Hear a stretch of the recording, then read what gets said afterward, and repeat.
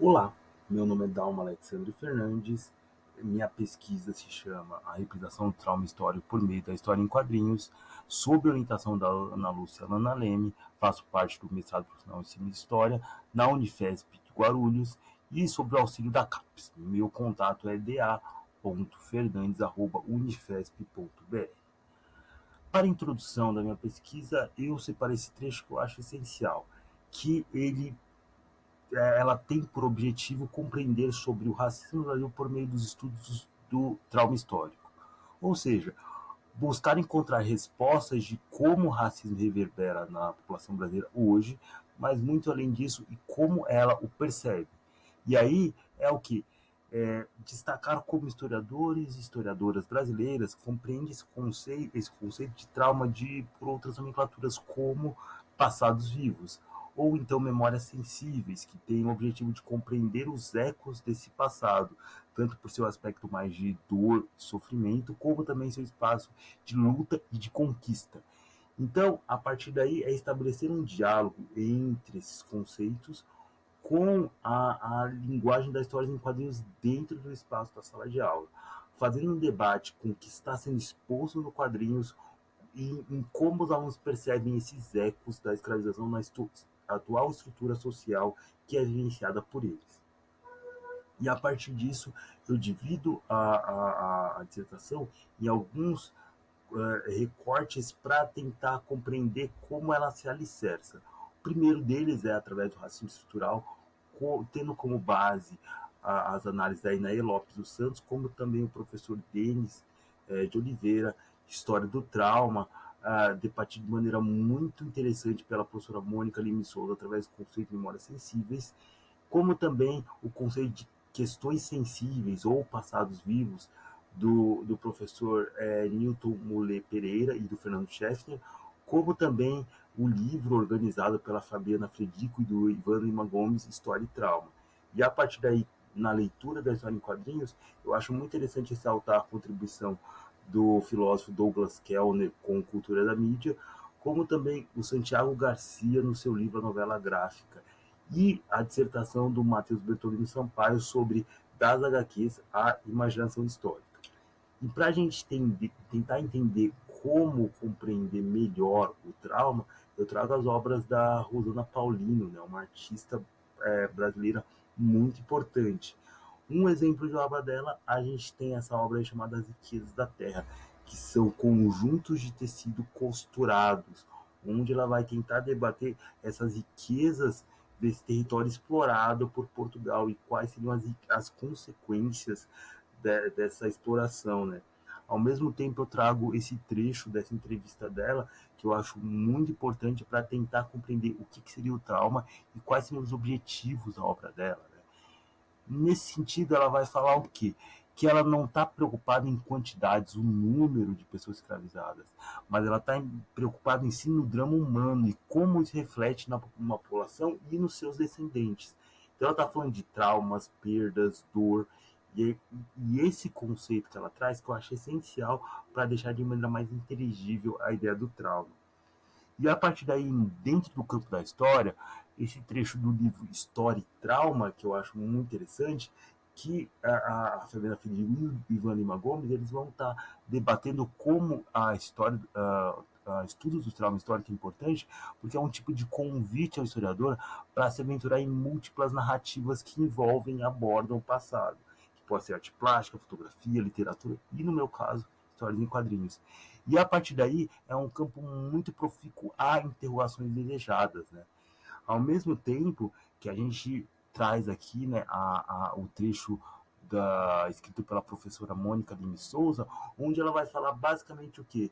Que as memórias sensíveis, elas são muito mais do que lidar apenas com dores, tristezas e derrotas, mas é entender como essas pessoas que eram aqui cativas, elas criaram significados a partir da sua herança imaterial e começaram a construir novas realidades culturais aqui nesse novo território. Então, elas ajudaram a criar, construir e transformar esse novo continente que elas foram trazidas. E outro ponto importante é pensar sobre como o perigo de cair no anacronismo através da pesquisa, né? O pecado mortal dos historiadores, né? Nas palavras da Ena Lopes Santos, né?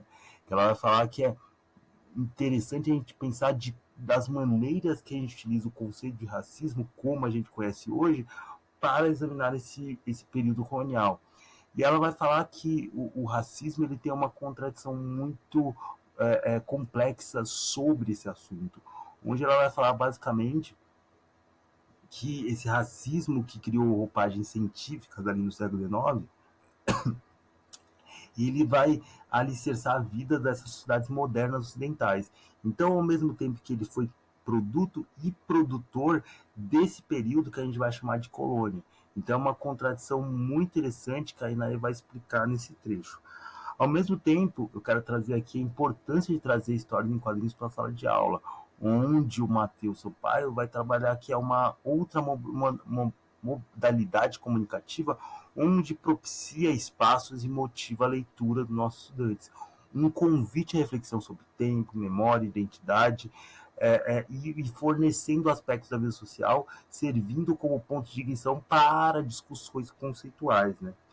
E a partir disso, quando a gente lê uma história em quadrinho, a gente tem que perceber a história em quadrinho através dessa ideia da cultura da mídia, que o filósofo estadunidense traz para a gente.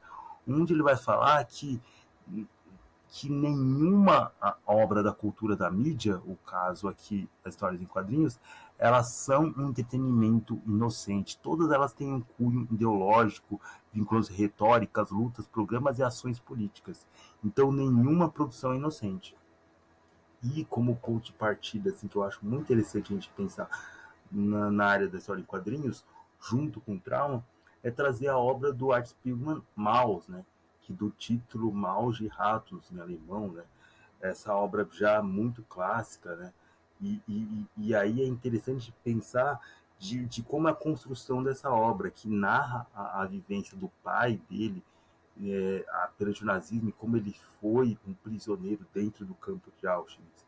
E essa obra tem uma construção interessante, onde representa os judeus como ratos, alemães como gatos, poloneses como porcos e N nacionalidades, né? Uma outra história em quadrinho que eu acho muito importante é a Angola Janga, do Marcelo de Salete, que é ali de 2017. E já foi estudada de maneira muito precisa na dissertação do Evandro José Braga, também aqui do professor e também da Unifesp Guarulhos, onde ele fez a dissertação Leitura da HQ Angola Janga no ensino de história, uma reflexão sobre racismo e escravidão. E a história em quadrinho escolhida para fazer parte dessa dissertação é essa obra Jeremias Pele, que é escrita pelo Rafael Calça e ilustrada pelo Jefferson Costa, né? Ganhou o prêmio Jabuti de melhor história em quadrinho ali em 2019. Ela faz parte da série gráfica MSP, onde diversos autores são convidados a fazer releituras dos personagens do Martin de Souza.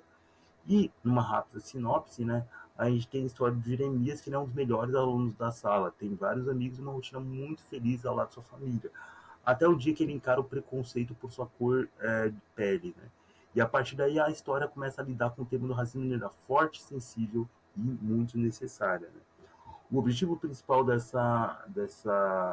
o produto final, né, dessa pesquisa é criar um guia para professores, um guia de leitura e debate da obra voltado para os professores de história, onde eles vão poder construir reflexões sobre, ao lado dos estudantes, como esse estudante se encontra dentro desse processo de autodescoberta, em meio a diferentes recortes sociais, raciais, de gênero, envolvendo espaço de diálogo entre experiências dentro do espaço escolar. E, é claro, promovendo cada vez mais a Lei 10.139, a lei de 2003, que está completando já 21 anos. Né? E a partir de agora eu trago alguns trechos que eu acho essenciais para a gente compreender a importância dessa obra. Né? Um deles é esse aqui logo ao início, onde o Jeremias tá no café da manhã com a família, todos rindo, todos muito alegres, todos muito felizes. E ele até começa a brincar de que ali parece um comercial de TV, a clássica definição da família de margarina, uma família branca feliz, né? E aqui a gente tem um tipo de subversão desse signo, onde inclui uma família negra feliz, né? Ao mesmo tempo, a gente tem esse trecho que eu acho muito preciso assim da obra, que é muito impactante, que é a professora dele, né, chamada Tia Lúcia, ela começa por organizar um projeto que seria de profissões, onde ela vai tentar trabalhar sobre cada aluno ser um tipo de profissão e ele, depois de um tempo, apresentar isso em sala de aula. E ela vai para os alunos, chega para os alunos brancos, para engenheiro, policial, médica, mas o caso de Jeremias, ela vira pedreiro. O Jeremias tenta argumentar no sentido de falar assim, mas eu pensei em ser astronauta, e aí é, como eu posso dizer, e aí recai num grande espaço cômico na sala, onde todo mundo começa a fazer bullying, racismo com ele perante isso, né? E aí é pensar muito mais que estabelecer uma hierarquia de profissões, mas pensar quais seriam os significados sociais dessa professora afirmar pedreiro quando vê o personagem Jeremias e desconfiar de que ele não tem potência para ser um astronauta. Ao mesmo tempo, a gente chega nessa outra parte aqui dessa quadrinho, onde a gente vê a figura do pai de Jeremias que está andando pela cidade, ele é parado por policiais. E ele tenta afirmar para os policiais que ele é um arquiteto, que ele está indo buscar os filhos na escola, mas só que os policiais a todo momento desconfiam aquilo que ele fala. Então, é interessante pensar como os questionamentos que são apresentados para o pai do Jeremias, o Alex, também são para o Jeremias. Então, como esse espaço desde de infância até a fase adulta tem espaço do descrédito das pessoas negras em sociedade, né? E pensar a todo momento quais são as motivações históricas para isso ser uma realidade nessa narrativa dessa obra, né? E aí eu acho que aqui tem uma passagem que eu acho que é fascinante, eu acho que é a melhor passagem da obra, que é uma página dupla, onde a gente pode ver o Jeremias refletindo sobre tudo, e ele joga para a gente, o leitor, e ele joga com essa frase, né, o que você vê, e cada uma dessas letras pontua um trecho dessa obra, desde ele se olhando no espelho, ele no cabeleireiro, os policiais parando o pai dele, a família dele chorando, tudo que ele vivenciou através dessa frase, o que você vê. Então você vê que é uma obra muito potente para trabalhar e tentar responder essas perguntas que são estabelecidas aqui nessa dissertação.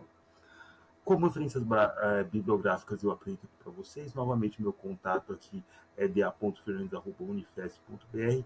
Agradeço muito a participação e o aceite aqui no quarto ciclo Ibero-Americano de Diálogos Contemporâneos